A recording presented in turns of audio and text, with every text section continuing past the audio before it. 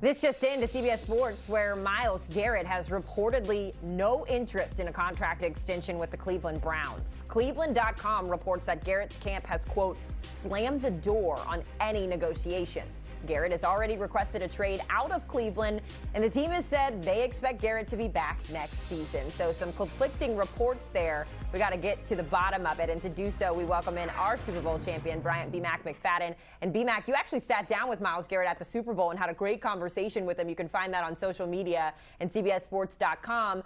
But B-Mac, this seems like it's not a money thing here when it comes to Myles Garrett. He's saying, I don't want to be in Cleveland at all. So maybe a fresh start good for him. But what do you make of this new news with Myles Garrett?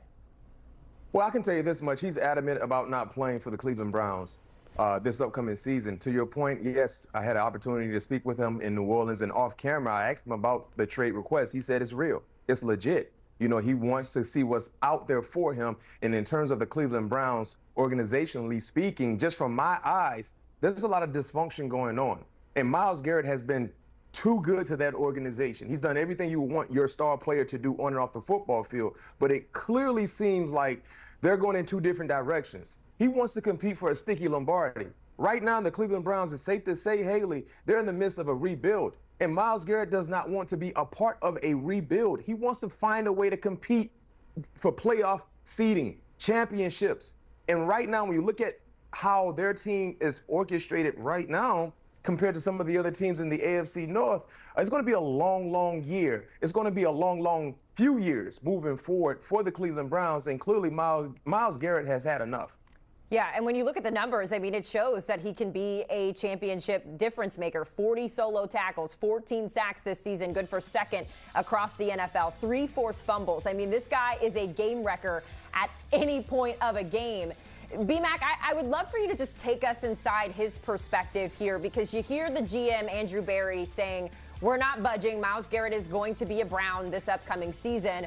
But this is obviously something he's very passionate here. So as a player, how do you navigate these conversations knowing that you want to be somewhere else?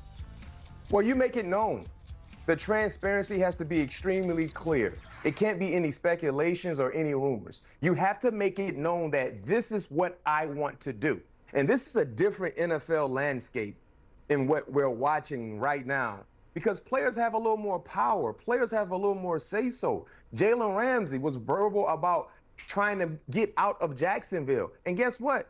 He was traded from Jacksonville to the Rams. That led to him winning a sticky Lombardi. You look at most recently, Tyreek Hill decided that he was done playing with the Kansas City Chiefs. He made it known. And guess what? He was traded from Kansas City to Miami. So when you look at the power that Myles Garrett has when it comes to being more, you know, in control of what can happen, I see him being moved. And the most important thing about this news, of course, we heard this weeks ago before the Super Bowl, and he's doubling down on that statement all again right now, is that he's giving the team notice about what I want to happen.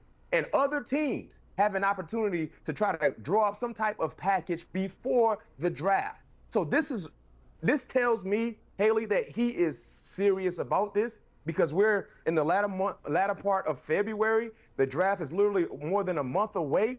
He's letting you know right now, whoever wants me to be a part of their team, start putting together whatever packages you need to put together for me to be able to be moved from the Cleveland Browns to a new organization. Let me ask you this, because the Cleveland Browns do have that number 2 pick overall. If, for example, they are able to lock up a quarterback or something that makes this Cleveland Browns team maybe a little bit more desirable, is there some wiggle room there for Myles Garrett? Maybe he changes his mind, or this to you says, I don't care who we bring in around me, I want out. For me personally, I don't know exactly what he's thinking. I'm just giving you my personal opinion, Sure. Haley. I think he can care less. It doesn't matter. Unless you go utilize that number 2 pick to go get a Lamar Jackson or a Joe Burrow, someone who has already cemented themselves in the National Football League as a legit playmaker, I think he can care less. I think he's done. His patience is worn out. He wants to be a part of an organization. Throughout Myles Garrett's career, majority-wise, you know, when you look at the playoff hopes, they kind of been done. You know, midway through the season, they had a few successful years. You look at with Joe Flacco, and then of course early on with Baker Mayfield. But outside of that, you know, it's always been about surviving. He wants to get a chance to do what Philadelphia just done. He wants to get a chance to do what the Buffalo Bills just did in competing for an AFC Championship crown and things like that. So I think regardless of what happens with the draft or whatever they're trying to sell him, because I can tell you this much, if it was about money, clearly they would give him whatever he wants financially. Yeah. He doesn't want that. He wants to be moved. It's not about the money. It's not about who they can draft with the number 2 pick. It's about me getting a fresh start with a new team. And that's what he deserves. I mean, you laid it out perfectly. He has given his heart and his soul to Cleveland, and he's ready for something different. So as we potentially prepare for the split there, obviously Cleveland's going to have some replacements. And when we look at the draft, this year's edge rushing class is fantastic. We know that Abdul Carter will top the list, but also guys like Mason Graham who can step in as well. How do you see some of those guys being a potential fit in Cleveland? Well, I can tell you this much, Haley, regardless of edge rusher, pass rushers, they got to go get a quarterback. Yeah. Since 2010, 27 different quarterbacks have started for the Cleveland Browns organization. Wow. 27 since 2010. They have no structure, no stability. So even if you lose or move on from Myles Garrett, you got to go get someone who can throw passes. Because when you don't have a quarterback, it feels like you have to go 150 yards to score. Yes, the field is only 100 yards, Haley, but when you don't have a quarterback, it feels like you got to go an extra 50 because it's harder when you don't have a quarterback. And unfortunately for Myles Garrett, throughout his career there in Cleveland, that has kind of been the case with the inability to go find that ideal franchise quarterback. So with or without Myles Garrett, whatever happens, you got to go find a quarterback because clearly their franchise guy is not there in place right now. I know. I was so hoping that Jameis Winston could work out, if nothing else, for his awesome personality. Our Ryan Wilson does have the Cleveland Browns taking Mason Graham 2nd overall in his latest mock draft, so could be a good fit there. But, B-Mac, as we wrap up this conversation, I want to take it back to Myles Garrett. He says he wants to go to a contender. Where do you think the best fit is for him to make those dreams come true? Wow. Great question. Quite a few contenders. Buffalo. If I'm Brandon Beane, the general manager, I make this call right now. And one thing I know about Brandon Beane, since becoming the GM for the Bills in 2018, he's traded the 1st-round pick, either moved up in the draft or moved out back in the draft 5 times. So he doesn't mind making some movement happen in terms of a 1st-round pick. If I'm Buffalo, I go get it. You got to go find guys who can go hunt Pat Mahomes, who can go hunt Lamar Jackson, Joe Burrow. Myles Garrett has hunted those said players. So if I'm Brandon Beane right now, while I'm at Indy, hey, Joe Barry, what we got to do? What has to happen? What do you need? Secondly, of course, Philadelphia. Howard Roseman has done a masterful job in making things like this happen. Of course, they potentially could lose their star pass rusher in Josh Sweat. Hey, if you lose Josh Sweat and you bring in Myles Garrett, Philly Nation would definitely love that.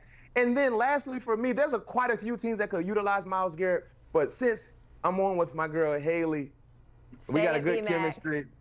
I had an opportunity to talk with Micah Parsons in New Orleans, and I asked him about Myles Garrett. Micah basically said he knows for sure Myles Garrett will love to have that star on his helmet. I mean, and he also stated that he would be willing to take less because we know Micah Parsons is on the cusp of getting a new contract. He would be willing to take less if he knew Myles Garrett will be playing opposite of him. So if I'm the Dallas Cowboys, you got to go ahead and try to roll the dice as well. Jera, Stephen Jones, everyone, all parties involved. You need to go ahead and figure out what type of package it would take to go get a guy like Myles Garrett. Like I said, there's quite a few other teams that I could throw in there, but those are the 3 top teams for me: Buffalo, Philadelphia, and the Dallas Cowboys. And of course, I'm sorry, the Commanders as well. Yeah. So if you're the Dallas Cowboys, you do not want Myles Garrett to go to Philly or Washington. No. So that should definitely push you to go ahead and make something happen to go get a player like Myles Garrett, because Micah said if we got Myles Garrett, we got a Super Bowl type defense right now. That's what he stated. And I don't disagree. Do me a favor, B-Mac, and look straight into your camera and give a message to Jerry Jones to make this happen for me. Hey, Jerry, listen, it's been a long time since you had an opportunity to legit hold a sticky Lombardi. Every year you keep telling us you're all in. Every year. But your words does not match your actions. You have to show us. Go out and make it happen. You got oil money, you got real estate money, you got yacht money. I know you got Myles Garrett money. All you got to do is just put together a package. But I can tell you this much. If you do this for the Cowboy fans, every seat in the building will be filled. Every Cowboy fan in America will be buying nothing but merchandise. Everyone will be fired up. Find a way to get it done, Jerry, because I know you want to have an opportunity to try to compete for a Sticky Lombardi one more time.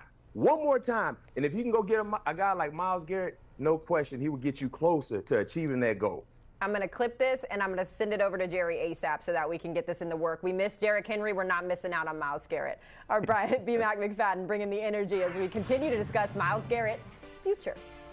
When we come back, this guy did something only 14 others have done in PGA Tour history. We welcome in our guy Jason Sobel to break down the Cognizant Classic next.